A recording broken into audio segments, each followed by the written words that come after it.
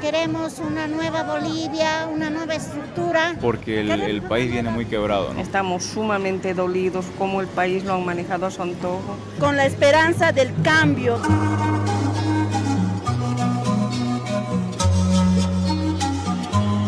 No hay consenso en los detalles, pero los bolivianos se pusieron de acuerdo en que hay sed de cambio.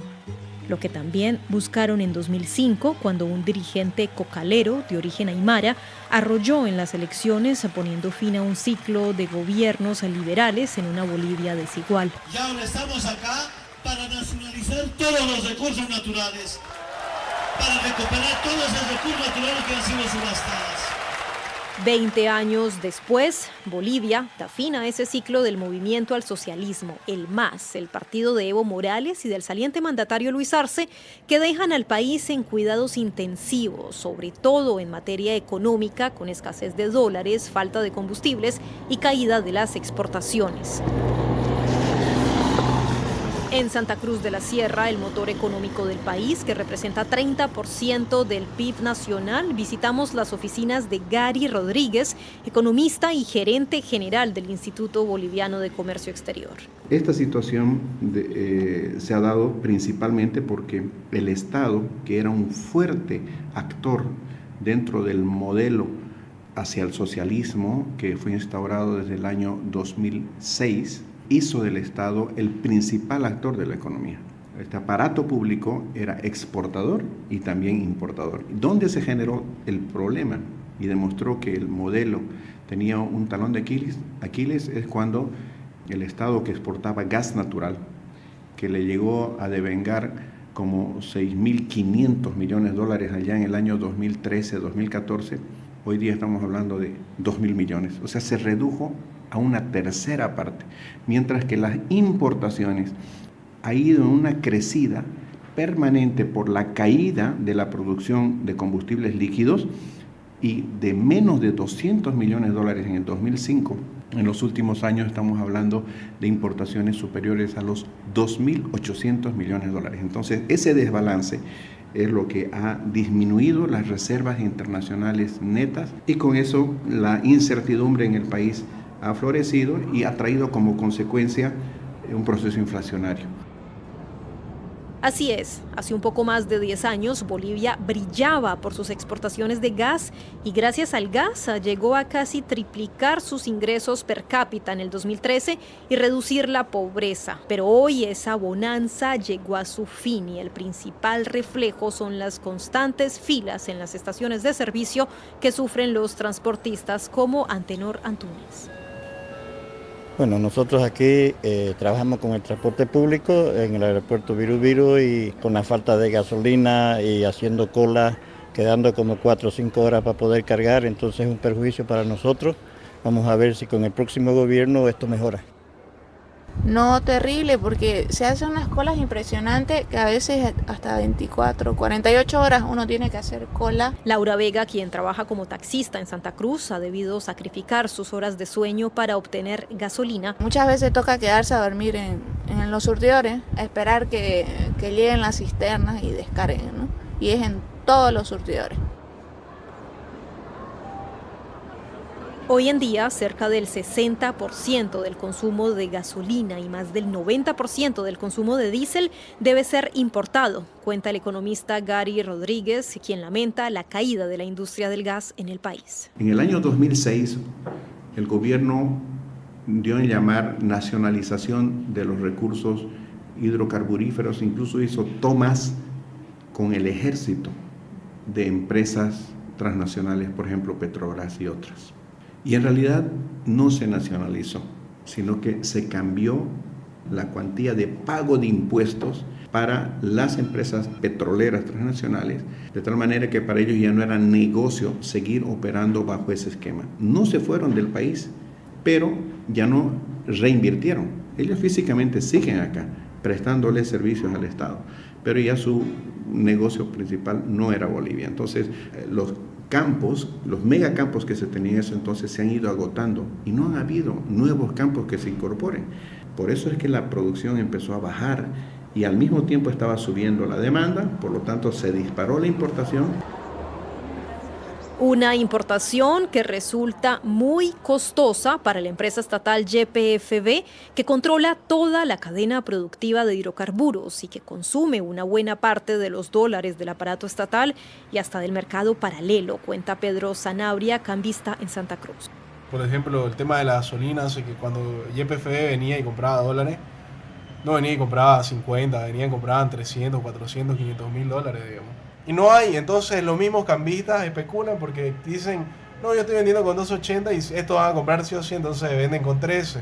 Si uno ya vende con 13, el otro vende con 13.10. El otro dice, ya estos no tienen dólar, yo vendo con 13.20. Y es así, al final de boca en boca lo hacen subir, digamos. Según Sanabria, más allá de la escasez, el corazón de esta crisis de dólares es la especulación que causa subida del billete verde, clave para las importaciones.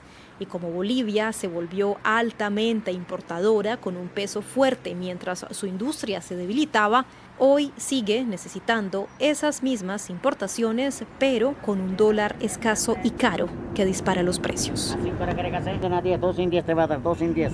¿Sabes? Casi uso tu casero. Hace 2 años atrás costaba 7 pesos el mejor arroz. Como $1. Más o menos, como $1. Justina, una comerciante de Santa Cruz, recuerda que a veces debe elegir entre pagar una factura o saltarse una comida. Y ahora no, pues el arroz cuesta, ni siquiera el mejor cuesta 15 pesos, 14 pesos.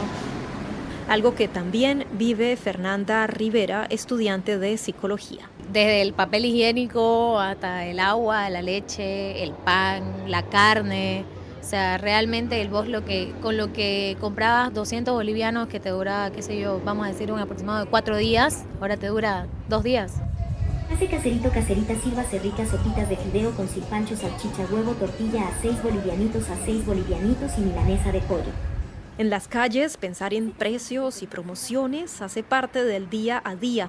Y no es para menos, pues el país está en recesión hasta al menos 2027, según proyecciones del Banco Mundial. Además, tiene una de las tasas de inflación más altas de la región, que rondan el 20%. La crisis ha golpeado un sinfín de sectores, como el de los medicamentos, cuenta Belkis, química farmacéutica. En algunos medicamentos han subido más del 130%. Y generalmente los que son de especialidad, que son para los oncológicos, igual han subido más del 200%.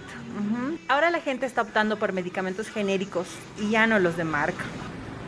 50, 80, 100%. El alza de precios es cotidiano y la sociedad dice sentirse asfixiada y lista para pasar la página del MAS, que durante 2 décadas sostuvo una avalancha de apoyo electoral, pero hoy está derrotado en las urnas y dividido, como constata Vilma Alanoca, concejal de El Alto, que fue fórmula vicepresidencial de Evo Morales, pese al impedimento legal al expresidente para presentarse. Considero que la elección como candidato de Luis Arce definitivamente que fue un error. ¿Y por qué fue un error? Porque Luis Arce no viene de una trayectoria militante activa de la defensa de los derechos, como lo fue Evo. Su tarea fue meramente administrativa y disculpen que lo diga, pero para mí es simplemente un vulgar ladrón, porque ni siquiera podríamos decir que tiene una ideología. Él fue el que dio nacimiento a los autoprorrogados para eliminar al principal actor político o adversario político, que fue Evo Morales. Él fue quien corrompió toda la dirigencia. ¿Para qué corrompió la dirigencia? Para tener su propio pacto de unidad, decía él, de organizaciones sociales, y que lo mantengan en el poder, pero todo le jugó en contra, porque eso es no ser líder, y ahí está, yo creo que la respuesta automática fue el causante de la división. Ha elevado a tal nivel la ambición de muchos dirigentes que han olvidado para qué estaban allí. Hugo Moldis, ex asesor del exmandatario Luis Arce, coincide con Alanoca en que al MAS lo destruyó en gran parte la división interna, pero en su caso le apunta la responsabilidad a Morales. El proceso de cambio no pudo revertir, la debilidad de las organizaciones políticas y sus dirigentes, que se habían convertido en 2 cosas. Por un lado, en actores pasivos de un proceso, y por otra parte, organizaciones bastante proclives a la preventa. Si a eso le sumamos la guerra interna al interior del movimiento al socialismo y de las organizaciones sociales, con un expresidente que en vez de esperar al 2024 para definir quién iba a ser el candidato para el 2025, en vez de esperar eso desde el año 2021, a los pocos meses de haber regresado al país, lo que hizo es desplegar contra Luis Arce una implacable guerra. El resultado es el que estamos viendo ahora. Estamos viendo una victoria de la derecha, una derrota electoral de la izquierda. Estamos en un momento que habrá que ver si es el próximo gobierno que venga, si es de transición o no. Pese a las riñas internas, ambos se niegan a que el capítulo del MAS esté cerrado. Tal vez como sigla está fragilizado, dicen, pero aseguran que sus facciones políticas estarán vigilando al nuevo gobierno y esperando pacientemente para resurgir. Hay que esperar no sé cuánto tiempo, puede ser más rápido de lo que pensamos. Puede ser que la realidad objetiva le demuestre a la gente que creyó en un espejismo.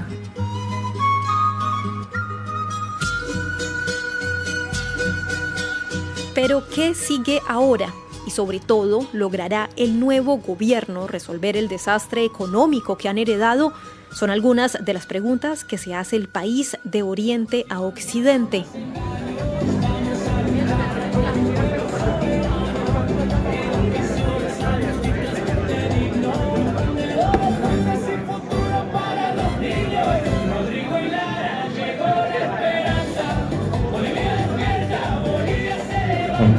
Como en sus canciones de campaña electoral, el nuevo presidente Rodrigo Paz intenta representar esa imagen de cambio que Bolivia busca una vez más. Hemos llegado a Panamá, un largo viaje de retorno de los Estados Unidos, que estuvimos con varias multilaterales. Habrá muy buenos mensajes, pero hoy día tenemos el primer gran mensaje para Bolivia que hemos logrado cerrar, pero ya con la voluntad del pueblo boliviano, cerca de 3.100 millones de dólares que irá para reactivar nuestra economía.